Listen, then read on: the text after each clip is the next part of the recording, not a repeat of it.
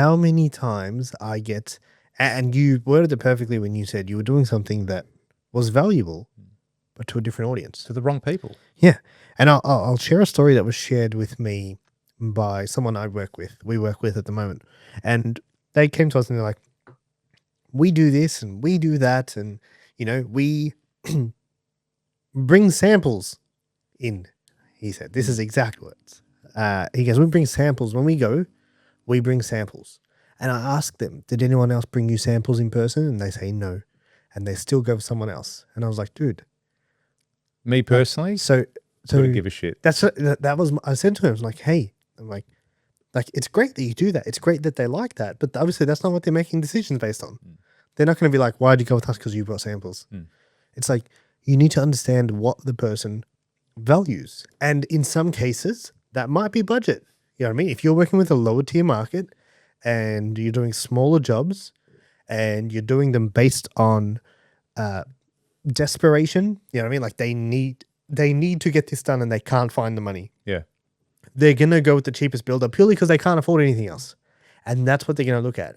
Now, if budget's not an issue, then they start looking at other things, right? They start looking at quality. They start looking at, and it's like, you need to understand what the end user actually values. Yeah. Right? You need to understand what the person on the other side of the contract, I guess, actually wants, or the other side of the call actually wants. Like what's important to that person. Now, you've also managed to create in real estate, we had this thing called attraction agent, right? It was like, how do you become the agent that people, so it was like, a destination builder. Is that what they call it? No, it's just that it's like you want to be the destination. Like Hawthorn Football Club used to say that. They wanted to be a destination club so that other players from other clubs are attracting. They want to come and play at Hawthorn because best facilities, best culture, family club, whatever they want to do. They want to attract the best. And that's not just players. That's staff, coaches, and so on and so forth. And it's a similar scenario that I try and have here at my company too. When I first heard that, and I think I heard that in like 2008, 2009, around that premiership era, I think Kenneth said it when he was president, and I was like, okay, that's a really great concept. I like that idea, being a destination builder. Supporter. Yeah, clearly. Clearly. Being a destination builder, not just for clients, but for trades, for employees, and want people wanting to come and work here because of what they see. What did you do to do that though? Like, because I remember before you, I'll interject real quick. I remember being the agent trying to become the attraction agent. But as in the individual or the company? It's the same thing. It's a brand. Okay. Yeah. You want the brand or the person, right? Personal brand was early in real estate because they always said, hey, the people sign with you. They don't sign with RTF, Ray White. Yeah. Whatever it is. You know what I mean? They're like, they want Robby. Yeah. They don't want Ray White. So if Robby moves, they will move because they've been watching you. They haven't been watching the brand. Yeah, that was really early in real estate. Yeah. That's and I feel fortunate. I got in, like I was able to, it was like doing posts in like 2015. Yeah. 2014. Yeah, so quite interesting, quite early. Yeah, very early. Yeah. And I remember having that feeling, and I never got there in real estate. I never But you weren't in there that long. Real estate? Yeah. I was there for 5 years. That's a long time. Yeah. Jesus. That's what I'm saying. Yeah, I was in real estate for ages. I don't know. I felt like you were there for like 6 months. I don't know why. I wish. It would be, no, you know what? I don't wish. It taught me a lot. Yeah, it's good. Taught me about lead generation. Taught me about sales. Like, dude, as a real estate agent, you have to walk into someone's home and it's chaotic. And you got to walk in and sit down with them and discuss the home. And it's like, I'd never been in most businesses, they come to you. You know what I mean? You're probably one of the exceptions as well. If you actually, not even you, sorry, maybe someone who doesn't recognize. Yeah. But most businesses, it's like they come to you. Whereas this was like, you have to walk into people cooking dinner, kids crying, I used to be fucking scared of dogs here. Dog barking. That's funny. And you have to go in and sit there in your suit and be cool. And you get to see how people live. So that was a great learning experience. But the point of the story is like, okay, what did you do to build that did you call it your Destination destination builder. builder? To be What a did you do to destination. build that brand that made you a destination builder? Well, I wasn't taking photos of bathroom renovations, first of all. Like, I wasn't documenting that I was doing that sort of stuff. Now, at the time, would I have done smaller projects that weren't luxury homes? Absolutely. I just wouldn't necessarily advertise that I was doing that. I would use that as a means to invest into getting those bigger projects, you know, through advertising, through branding, through whatever it might be. But for me, the brand didn't start early for me because, as I said, I had a whale and I was just building for that guy. So I was like, I almost was arrogant to a degree. Like, this building thing's easy, running a company's easy. How good is this? I have heaps of work. I don't need to go out and search for work. So I never actually went out to build brand. I literally took, I think, like 9 photos in 2 years and posted that, you know, and we post that in a week now. So it was a decision to actually start building my brand. From a business perspective, I was a little bit later for personal brand, but from my business brand, I kind of was doing a personal brand through the business as well at the time, because I didn't really think about it much more, as I didn't think the two as different at the time. Yeah, but so I made a decision once I got educated in the space and I saw the power of it, is to really document the process of us building and what that looked like, but also just doing some cool, funky videos that attracted people's attention. And as a result of that, people got excited and started to follow and started to engage with the projects that we were doing.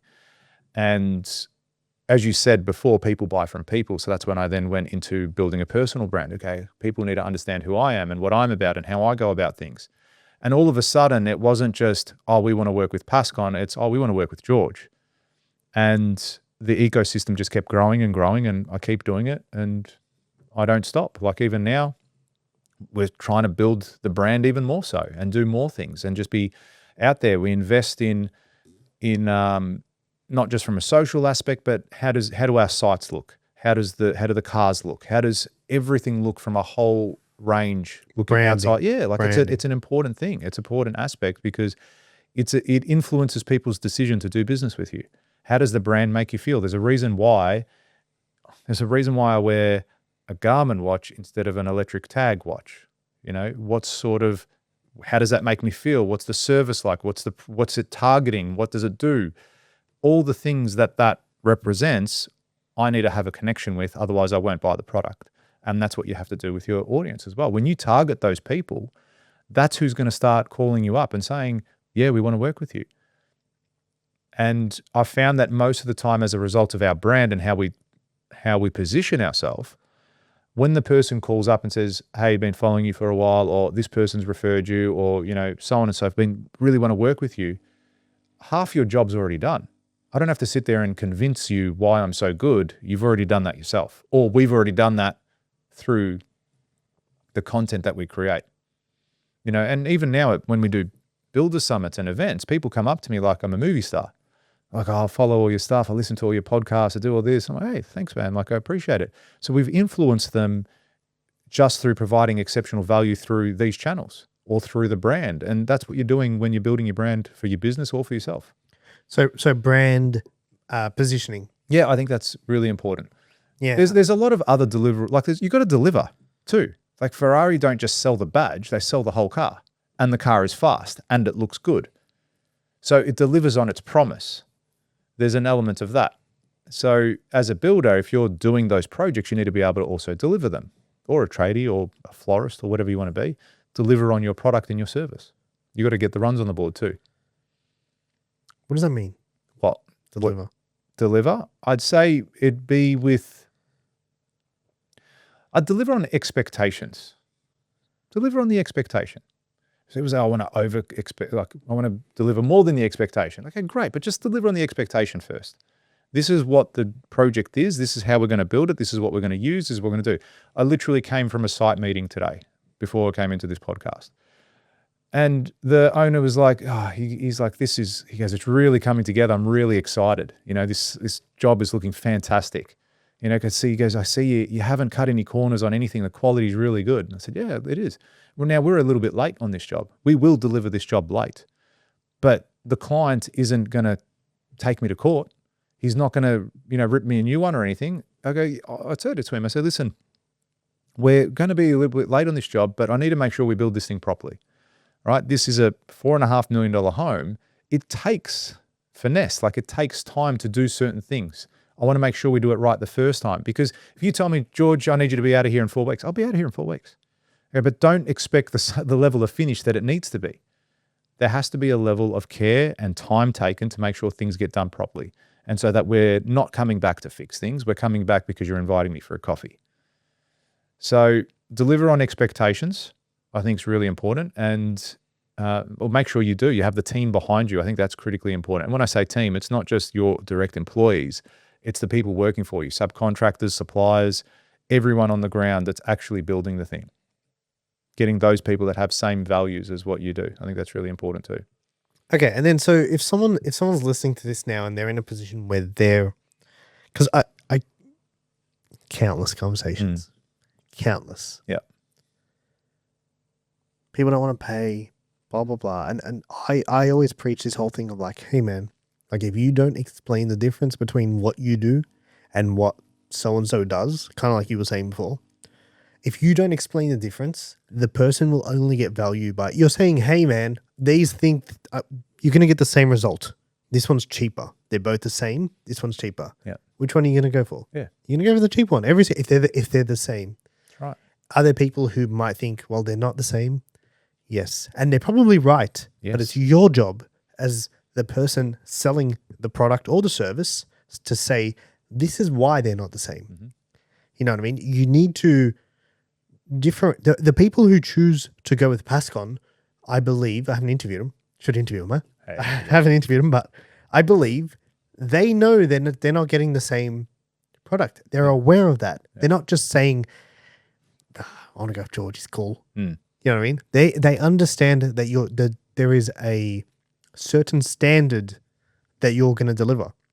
And I think you've done a really good job in positioning the brand in a way and then focusing on the outcome as well, that has made that promise and then kept it. If you like that clip and you want to watch another one, click just over here. And if you want to watch the full episode, click just over here. Don't forget to subscribe to the channel, and thanks for watching.